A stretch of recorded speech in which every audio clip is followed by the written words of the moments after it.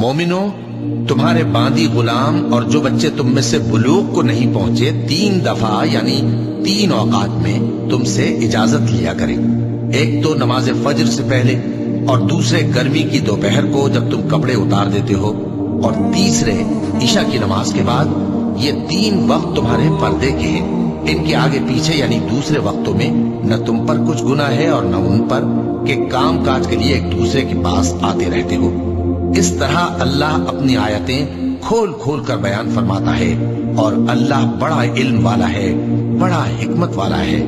اور جب تمہارے لڑکے بالغ ہو جائیں تو ان کو بھی اسی طرح اجازت لینی چاہیے جس طرح ان سے اگلے یعنی بڑے آدمی اجازت حاصل کرتے رہے ہیں.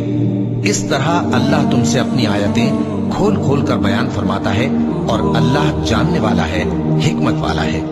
اور بڑی عمر کی عورتیں جن کو نکاح کی توقع نہیں رہی اور وہ زائد کپڑے اتار کر سر ننگا کر لیا کریں تو ان پر کچھ گناہ نہیں، بشرطے کہ اپنی زینت کی چیزیں نہ ظاہر کریں. اور اگر اس سے بھی بچیں تو یہ ان کے حق میں بہتر ہے، اور اللہ سنتا ہے، جانتا